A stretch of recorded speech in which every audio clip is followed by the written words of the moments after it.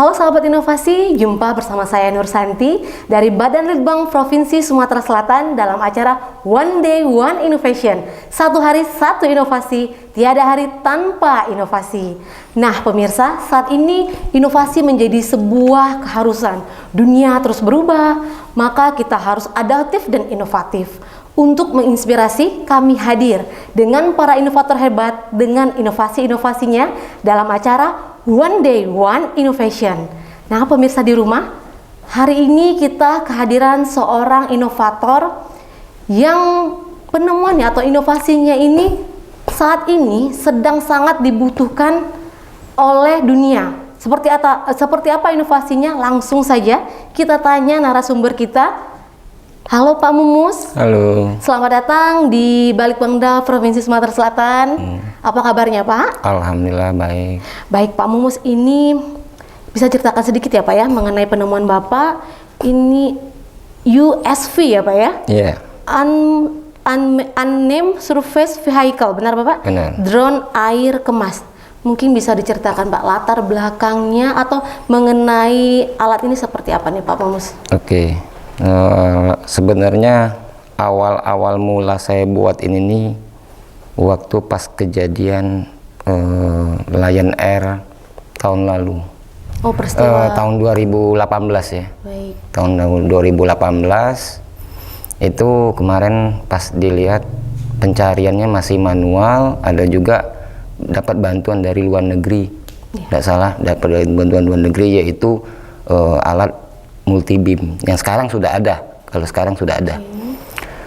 Jadi saya punya ide, bikin ide dapat ide pengen buat kapal seperti itu juga, kapal pencarian seperti itu juga. Pencarian korban atau benda. Cuman bedanya versinya versi portable. Baik, jadi berawal dari jatuhnya pesawat Lion Air di tahun 2018. Di sini timbullah niat atau sebenarnya untuk membantu ya Pak ya, berawal dari sana niatnya untuk membantu pencarian korban mungkin. Tapi kan seperti Bapak bilang tadi, alatnya yang digunakan itu alat yang besar ya Pak ya? Besar sekali. Jadi ini Bapak tampilkan inovasi di sini alatnya yang portable, yang lebih kecil mungkin yang lebih gampang digunakan kalau dalam skup yang lebih kecil ya Pak ya? Benar sekali. Oke Pak, lalu kemudian seperti apa Pak? Terus kami mempelajari apa-apa aja yang alat yang digunakan sama orang bantuan dari luar negeri kemarin. Nah, pas saya lihat multi beam, udah saya searching di Google, multi beam itu buat apa sih? Echo sounder. Nah, udah ketemu rupanya alat itu memang sebenarnya sudah digunakan oleh para nelayan. Oh begitu. Buat pencarian ikan. Oke. Bedanya kalau yang punya nelayan itu single beam. Kalau kita yang sekarang ini yang kita buat ini multi beam. Oke. Multi beam. Baik Bapak. Pemirsa di rumah mungkin bisa ditampilkan ini alat yang inovasi dari Bapak ya Pak ya? Benar. Ini alat yang dibuat oleh Pak Mumus. Multi beam tadi Pak ya, mungkin para pemirsa awam di rumah ini ingin tahu lebih lanjut nih Pak, apa sih single beam, multi beam, seperti saya juga mungkin belum terlalu paham ya Pak ya, bisa diceritakan sedikit ini Pak? Jadi kalau single beam tuh yang satu mata Mbak, satu mata dalam arti kata dia menggunakan sensor suara, dipantulkan ke dasar air, diterima lagi ke alat tersebut, nanti secara simultan, nanti timbullah nanti suatu ada relief. Ada relief. Kalau yang multi itu yang single beam. Single beam ya. Kalau yang multi beam itu dua dimensi bisa kita lihat. Kalau single beam bisa dari samping, alatnya itu bisa dari posisi samping kita bisa ngelihatnya. Kalau yang multi beam dari atas, dari permukaan, dari atas, seolah-olah kita bisa ngelihat dari atas gitu. Objek yang di dasar air gitu. Nah, pemirsa di rumah, ini adalah alat dari inovasi Pak Mumus. Mungkin para pemirsa termasuk saya juga nih ya Pak, penasaran bagaimana cara kerja alat ini Pak. Yang saya lihat kan di sini seperti toa ya Pak ya. Kemudian ada antena, ada saklar on off. Mungkin bisa diceritakan kan Pak alat kerjanya dan masing-masing fungsi dari alat yang ada di sini. Oke, ini ada alat, ini motor. Motor ini kekuatannya 1 PK. Kekuatan 1 PK untuk di laut, kalau untuk tanpa awak bisa. Di situ ada toa, ada speaker, itu untuk komunikasi 2 arah. Tadi ada kamera sebenarnya sini. Kameranya lupa dipasang tadi. Oh, ada kameranya. Ada kamera itu untuk melihat objek di permukaan. Jadi di 2 sisi tadi ya Pak ya, Yeah. di permukaan dan objek di bawah tadi Yeah. ya Pak ya. Maaf nih Pak, saya potong sedikit. Ini toa untuk komunikasi 2 arah. Seperti apa nih Pak maksudnya komunikasi? Misal seandainya ada orang, ada orang tenggelam, mungkin pakai pelampung gitu kan, kita bisa panggil Mbak. Kita bisa cari drone ini, kita bisa cari ke laut. Kita panggil orang yang masih hidup lah istilah itu. Karena ini bisa 2 arah. Ada speaker, ada mic-nya juga Mbak. Ada mic-nya juga, ada speakernya. Dan juga ini juga bisa untuk negosiasi Mbak di laut. Negosiasi seperti apa nih Pak maksudnya? Misal seandainya ada pensanderaan. Oh begitu. Nah, alat ini yang turun, bukannya kita dari kejauhan negosiasi. Ya, Pak, ya? Alat dulu yang maju. Iya, alat ini yang maju. Karena dia bisa menerima dan memberi pesan suara tadi. Iya, pesan suara dan juga ada kameranya. Ada kamera. Kebetulan saya tadi lupa saya pasang. Ini menarik sekali nih Pak ya menurut saya. Jadi misalnya katakanlah ada korban di bawah laut yang masih dalam keadaan hidup ya Pak ya, mampu berkomunikasi. Jadi dari layar kita mungkin tampak objek yang bergerak gitu ya Pak. Jadi kita lakukan komunikasi. Nah, si korban ini bisa dari mana saja atau harus memegang alat tertentu nih Pak? Untuk bisa mengirim pesan ke kita. Jadi ini speaker ini kita panggil. Ada orangnya misalnya orang itu masih hidup dalam posisi tersudut, misalnya kita bisa panggil dan kita pasang kamera Mbak, sekalian kita ngelihat objek di mana posisinya. Nah, kalau misalnya orang itu masih hidup, dia bisa minta bersandar ke kapal kita, itu yang kiri kanan ini. Itu untuk dia berpegangan, karena ini untuk 4 orang bisa terdorong. Beban berapa kilo nih Pak? 4 orang? 4 orang. Sekitar 200 kilo di laut ya. Ini sungguh menarik sekali pemirsa ya, alat Pak Mumus ini. Seperti yang diketahui kan kita Indonesia sedang berduka, di mana pada hari Sabtu tadi telah jatuh pesawat Sriwijaya Air dengan tujuan Jakarta Pontianak ya Pak ya.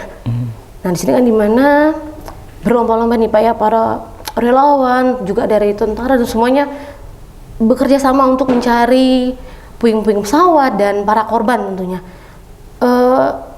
Dari situ tentunya alat ini kan sungguh sangat dibutuhkan ya Pak ya dalam keadaan-keadaan yang seperti itu ya Pak. Benar sekali. Nah ini kalau boleh tahu nih Pak, pemirsa di rumah juga tentunya ingin tahu, sudah pernah dicoba belum Pak ini Pak dalam pencarian benda-benda di bawah perairan Pak? Oke, uji coba. Awalnya kami uji coba itu di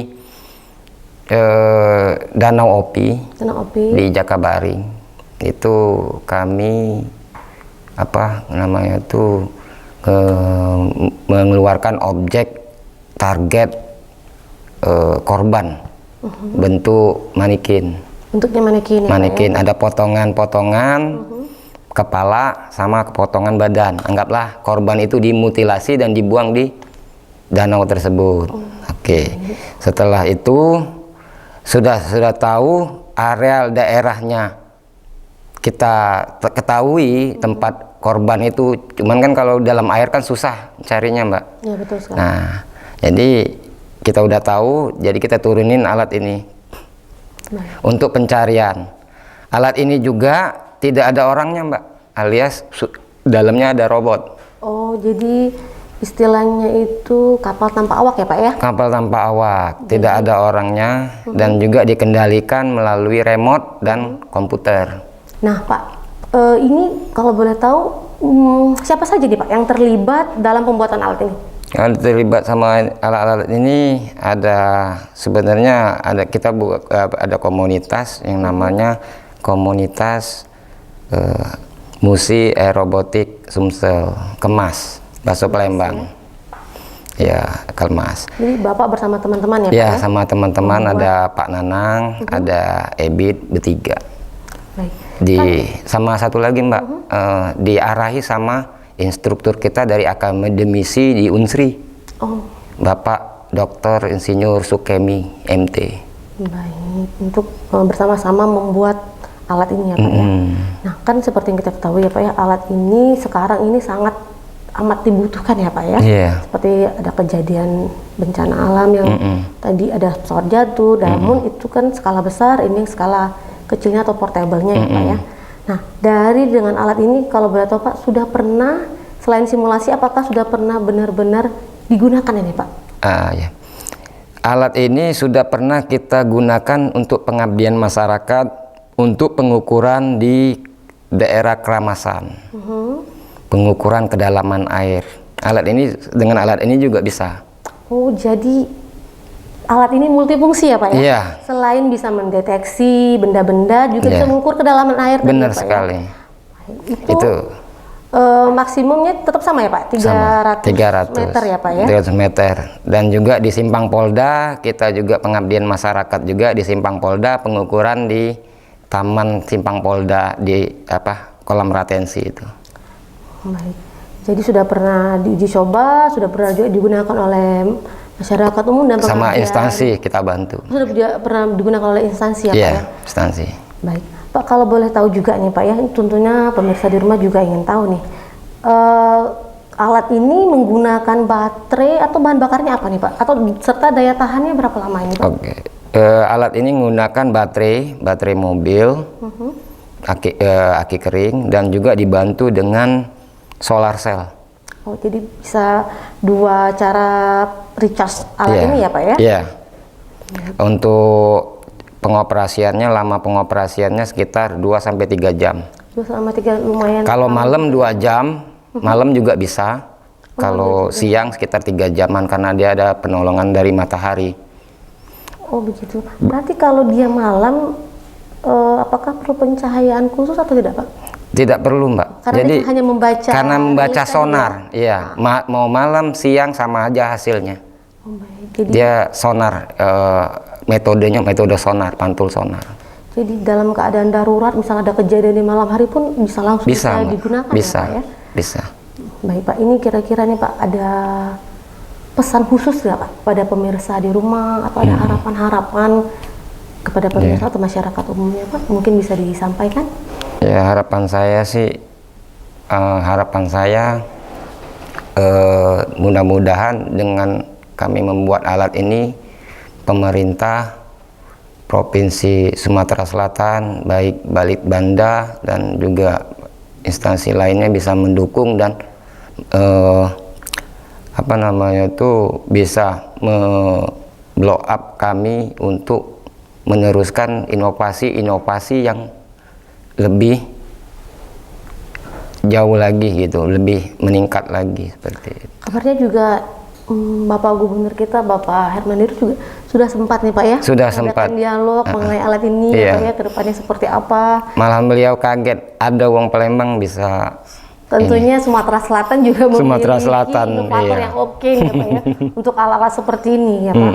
Baik Pak, ini jika ada pemirsa di rumah atau masyarakat lainnya atau instansi lainnya Pak yang ingin bekerja sama dengan Bapak atau ingin menyewa ataupun membuat alat ini, bisa menghubungi kemana ini Pak? Mungkin bisa disebutkan? Bisa menghubungi ke komunitas kami yaitu Kemas di nomor 0819 94 9-nya 3 kali 696 atas nama kontaknya ke Mumus. Dengan Bapak sendiri ya Pak ya? Ya, dengan saya Pak sendiri. Mumus ya. Baik. Nah, pemirsa di rumah sungguh inspiratif sekali ini Pak Mumus ya. Intinya sebagai manusia kita harus peka ya Pak ya.